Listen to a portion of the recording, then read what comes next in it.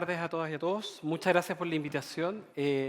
Tal como anuncié cuando me formularon esta invitación, yo voy a ser el que no va a hablar de inteligencia artificial, ¿ya? Quienes me han escuchado saben que tengo algunas aprensiones sobre el tema, pero también más bien una urgencia.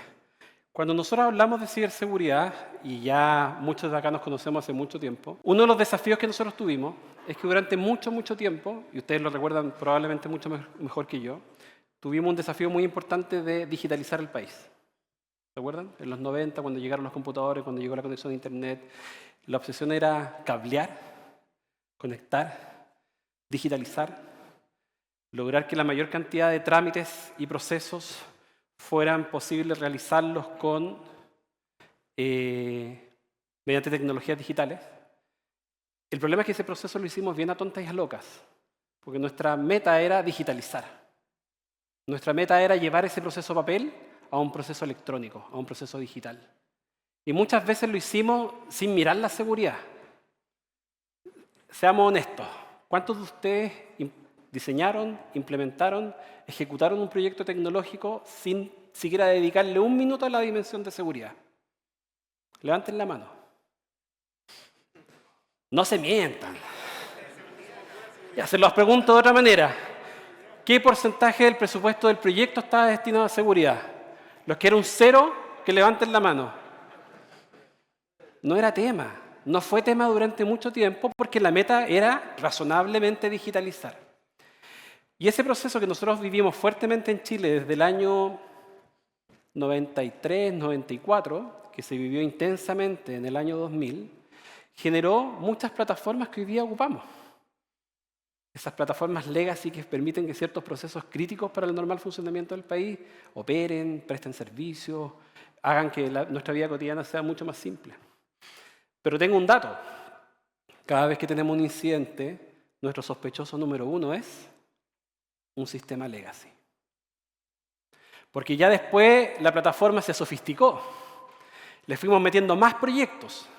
Y cada uno de esos proyectos, nuevamente, en la mayoría de los casos, no quiero generalizar, no teníamos la dimensión de la seguridad asociada a ese nuevo proyecto, a ese complemento.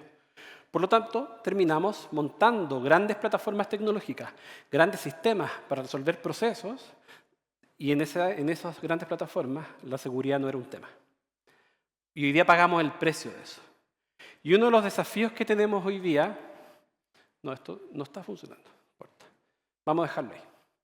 Uno de los desafíos que tenemos hoy día es cómo seguimos avanzando en la transformación digital, cómo somos capaces de digitalizar aquellas cosas que todavía no hemos sido capaces de digitalizar, todavía quedan algunas pocas cosas, muy pocas, sin seguir poniendo en riesgo nuestra información, nuestros datos, nuestro ecosistema, y cómo podemos además implementar soluciones, incluyendo soluciones de inteligencia artificial, sin hacer crecer nuestra superficie de ataque, sin hacer crecer nuestro mapa de riesgo.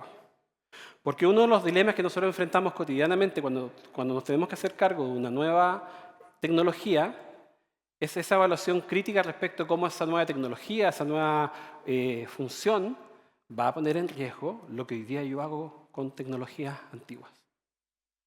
Y ese desafío muchas veces parece simple, y probablemente vamos a estar de acuerdo en que es relativamente simple, pero por alguna razón que desconocemos, puede ser la propia naturaleza humana, no somos tan buenos para resolverlo. ¿Ya? Ustedes saben, quienes me han visto hablar en público, que yo les hago preguntas a la audiencia y les pido que me respondan lo más honestamente. ¿Cuántos de aquí tienen un sistema de doble autenticación en sus cuentas corporativas? Levanten la mano, por favor, necesito participación, necesito que se vean a sí mismos. 60%, más o menos. ¿Cuántos tienen doble factor de autenticación en sus cuentas personales? Subimos, no, más o menos, 70%. ¿Cuántos han logrado que sus hijos, señoras, maridos, padres tengan implementado doble factor de autenticación? Nos fuimos al piso. ¿Ya? Otra pregunta, tuve que hacer una clase en un colegio y esta fue mi hit. ¿Cuántos de ustedes comparten su contraseña? Nadie, ¿eh? 2. Ya. ¿Quiénes tienen hijos menores de 10 años que saben su contraseña? Y esta es la comunidad de especialistas en ciberseguridad. Yo le hice esta pregunta a un ciclo completo de primero básico a octavo básico y tengo que decir que alguien está mintiendo aquí porque en ese auditorium todos los niños levantaron la mano. Y los niños no mienten, claro. ¿Por qué les menciono estas cosas? Porque sabiendo que tenemos desafíos súper concretos, súper específicos, donde hay medidas muy prácticas que tomar, nos cuesta mucho tomarlas, porque hay costos transaccionales. ¿Cierto? Muchas veces ni siquiera un costo financiero. ¿Cuánto cuesta implementar un doble factor de autenticación hoy día con alguna de las apps? Un TOTP. No va a impactar el proyecto. Si quiero meterle SMS o un mensaje al WhatsApp, me va a costar una intermediación de una plataforma. Pero un TOTP hoy día cuesta horas de desarrollo. ¿Cierto? Por lo tanto, si sabemos que eso es simple de resolver y que resolviendo el problema disminuye nuestro riesgo, disminuye nuestra exposición, es porque no hemos sido capaces de hacerlo. Y hay lecciones aprendidas. Cuando este año participo en una conferencia bien importante en Reino Unido, donde Cyber UK, donde el director de una agencia nacional de un país bien grande midieron esto. Tomaron toda su base de datos de incidentes durante X cantidad de años y fueron haciendo el link. Este incidente se debió a esto, no tener un doble factor de autenticación. Este incidente se debió a un sistema no actualizado. Y fueron haciendo el link con respecto a toda su base de datos. Y lograron construir un dato que es muy, muy impactante. El 85% de los incidentes de ciberseguridad se resuelven con 2 medidas. Doble factor de autenticación, gestor de contraseña. Y podemos subir si le agregamos actualización automática, el update automático. Si yo dirijo una organización que enfrenta un riesgo y ese riesgo es mitigable con una medida al 85%, yo la hago obligatoria mañana. Pero nos cuesta. Porque hoy día nosotros, si vemos cuáles son las 9 medidas básicas, y quiero que conversemos un poquito sobre esto, ¿cuál de todas esas medidas implica una gran inversión financiera? Capacitaciones, respaldo, una adecuada gestión de respaldo.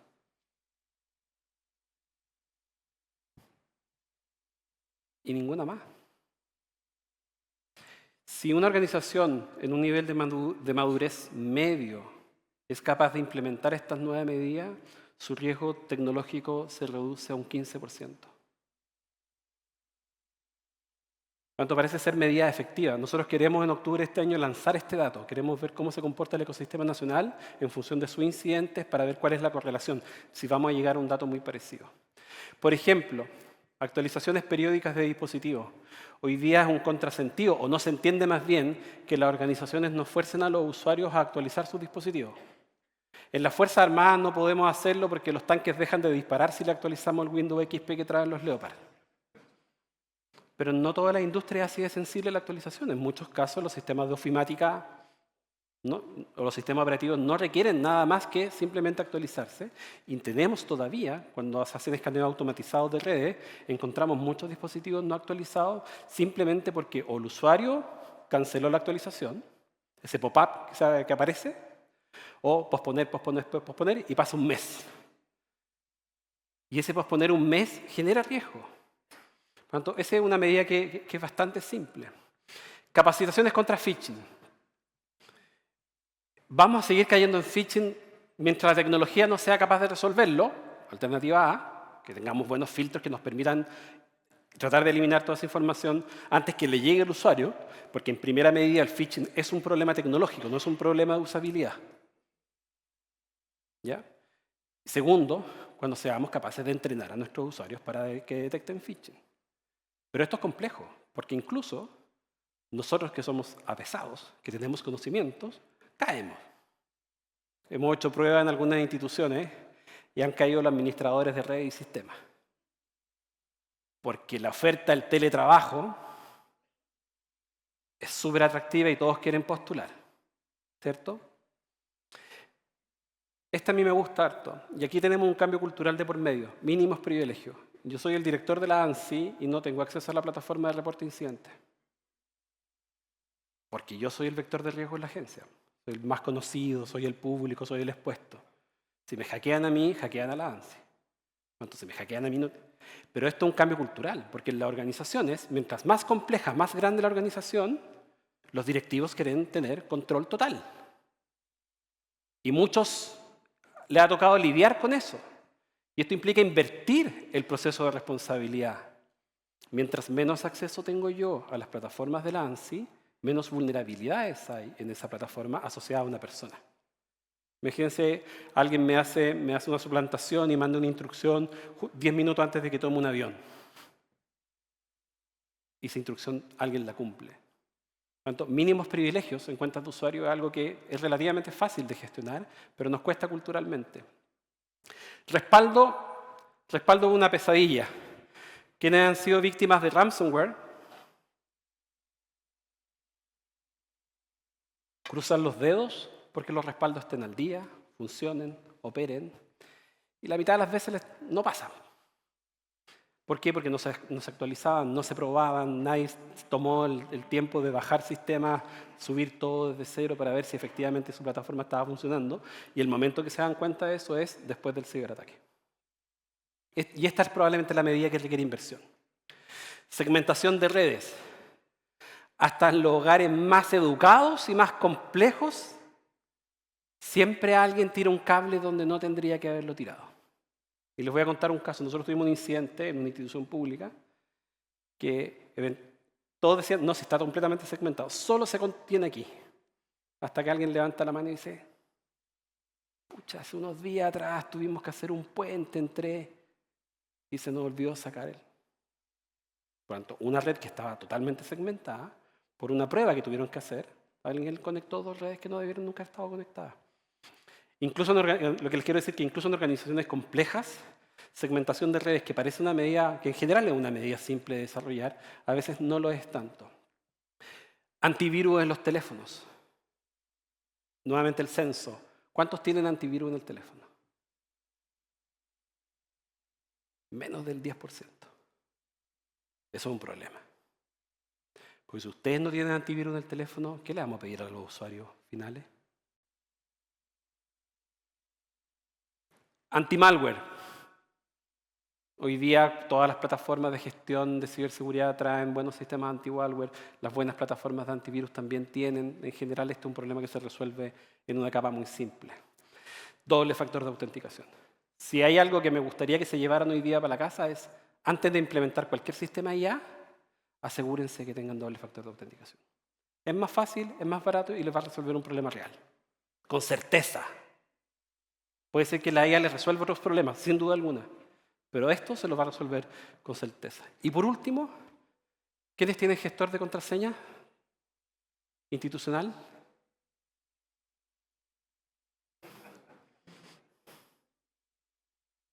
Porque al final uno hace la inversión para uno mismo, ¿cierto? ¿Pero han sido capaces de convencer a la organización de hacerlo? En la agencia lo tenemos. Y hay dificultades prácticas. Tenemos un ranking mensual de quién usa más el gestor de contraseña. Y lleva premio. Pero hubo una dificultad práctica. ¿A qué proveedor se lo comprábamos en Chile?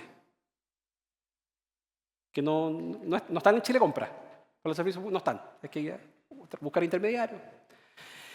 Cuando nosotros hablamos de las 9 medidas, son 9 medidas que nos permiten resolver un montón de problemas del pasado. Y cuando nosotros seamos capaces de responder esos problemas del pasado de manera adecuada, podemos empezar a hacernos cargo de los problemas del futuro. Entre ellos IA, entre ellos computación cuántica, entre ellos otro tipo de tecnología emergente. Mi invitación es a ser conservadores en esto. Resolvamos los 9 básicos, y después sigamos dando el resto de los pasos. Muchas gracias a todas y a todos.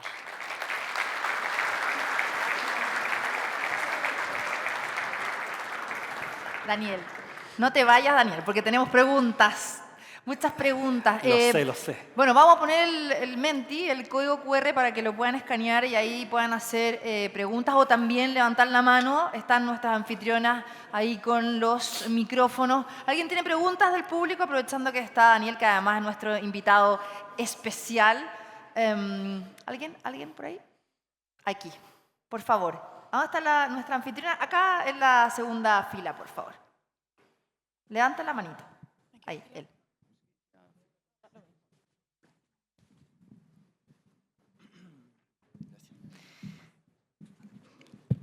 Está bien. Hola. Buenas tardes a todos. Habla Cristian Navarro. Primero quiero felicitar a Daniel y a todos acá que se han dedicado a la ciberseguridad. Hace un tiempo fui a Boston y a la universidad y pude ver en primera persona cómo en Chile estamos más adelante que otros países vecinos acá. Tuve compañeros de Guatemala, Panamá y es agradable ver eso afuera. Primero, felicitaciones por eso. Ahora, mi pregunta es cómo, de acuerdo a la experiencia de Daniel y en el rol de la ANSI, cómo se puede visualizar a las organizaciones en Chile, pública o privada, de que todas estas regulaciones la vean como una ventaja competitiva y no como un costo de cumplimiento. Sí, tenemos harto avanzado y cuando nosotros partimos en esta tanda, en el año 2022, existía la percepción de que ciber era un gasto. Y sucedió el 2023, y el 2023 fue traumático para muchos, porque tuvimos grandes incidentes en el sector privado, IFX, GTD, que afectaron al sector público de manera masiva. Y eso logró cambiar un poco la percepción. Y el segundo elemento que entró en esto fue que ser el país más maduro en América Latina en términos de ciberseguridad, al menos desde el punto de vista regulatorio, te pone desafíos nuevos. O sea, si nosotros analizamos nuestro mapa de riesgos y amenazas, es distinto al mapa de amenazas del resto de la región. Por lo tanto, las grandes empresas, usualmente, cuando deciden invertir en un país, hoy día ciber es el elemento en la mesa. O sea, nosotros hoy día nos toca comparecer en el Comité de Inversión Extranjera regularmente, porque los grandes inversionistas lo que preguntan, aparte de temas tributarios, temas laborales, es temas de ciberseguridad. Y ser un país que tiene una ventaja comparativa en esto nos permite ser mucho más atractivos para la inversión extranjera. Y las empresas lo entendieron. En general, hoy día nosotros tenemos además una muy buena relación con los gremios, con todos los gremios, porque se entendió que ciber es un valor distintivo y que nos pone, de cierta manera, en una posición de liderazgo no solo regional. Daniel, mira, acá hay algunas preguntas que además llegan por Menti. Recuerden que pueden ahí escanear el código QR. Tú mencionabas recién, ¿no?, que han aumentado los incidentes, principalmente desde qué sectores productivos, porque en algún minuto también hemos hablado en otros eventos de que puede haber un apagón eléctrico como el que pasó en febrero, bueno, que no fue por un ataque de ciberseguridad, pero puede ocurrir. También no hemos visto ataques a bancos, a hospitales, donde más están expuestos nuestros datos privados. Pero quizás hay espacios o sectores, más bien dicho, más vulnerables en los últimos tiempos que ustedes han estado ya operando con la ANSI. No podemos entregar demasiada información, pero sí les puedo compartir algunos datos. Uno es que los incidentes son mitad y mitad en el sector público, mitad en el sector privado. No necesariamente una organización que reporte más es una organización que sea más vulnerable, ese es un sesgo que tenemos. En general, una organización que es capaz de reportar es más madura porque ve más cosas. Tenemos un dato malo. El dato malo es que de 10 incidentes, 9 lo identificamos nosotros primero todavía. Eso habla de una inmadurez del sector público y sector privado para ver sus propias capacidades. Por lo tanto, hoy día, más que sectores, lo que nosotros tenemos alertas específicas son respecto a aquellos incidentes que puedan tener efectos sistémicos. ¿Y cuáles son esos? Cadena de suministro. Cuando un proveedor, que es proveedor simultáneamente de múltiples actores, esos son los incidentes que nosotros hemos puesto especial atención. Y probablemente varios de ustedes, sus organizaciones, recibieron un oficio nuestro indicándonos que declararan a sus proveedores, ¿cierto? Y se generaron muchas dudas. ¿Por qué es importante ese oficio?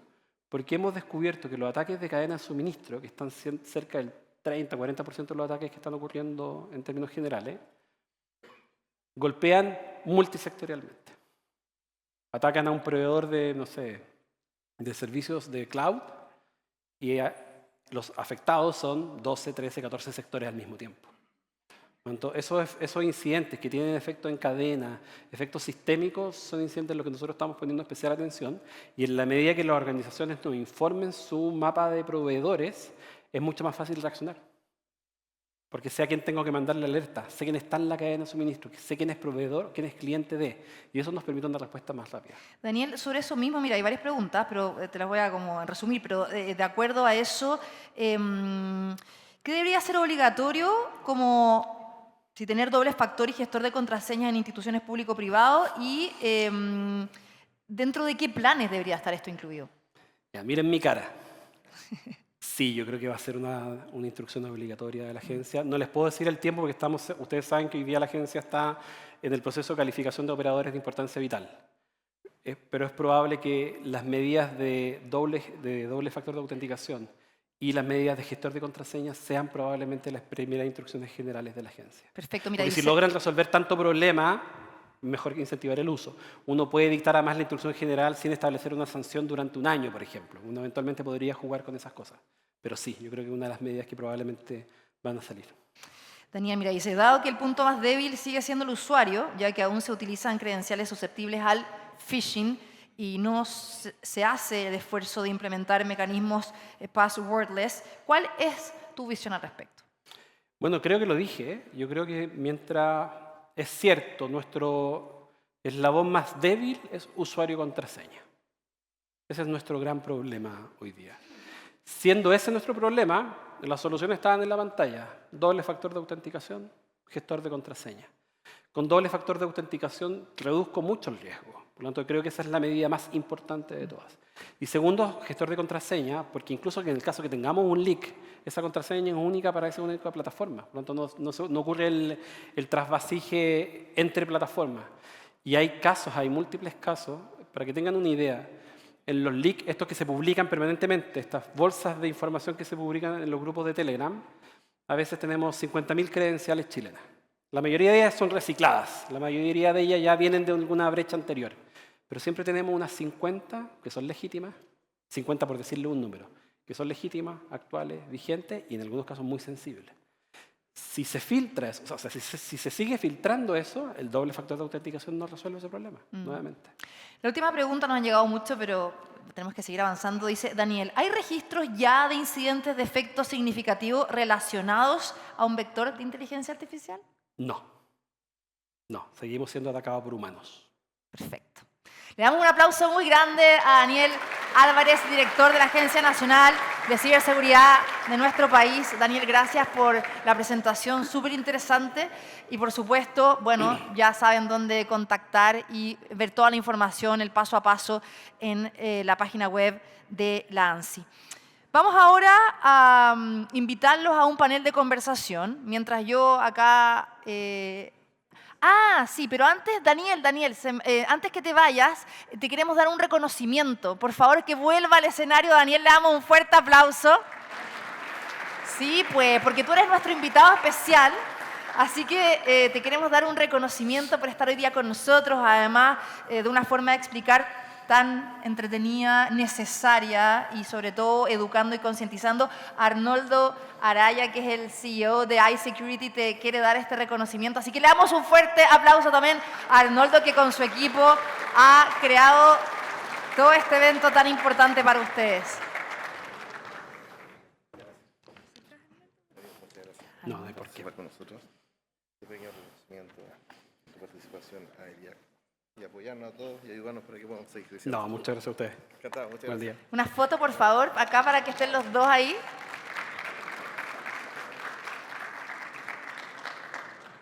Muchas gracias, Daniel, nuevamente. Arnoldo también, Gracias. a ti por hacer posible el IAC 2025.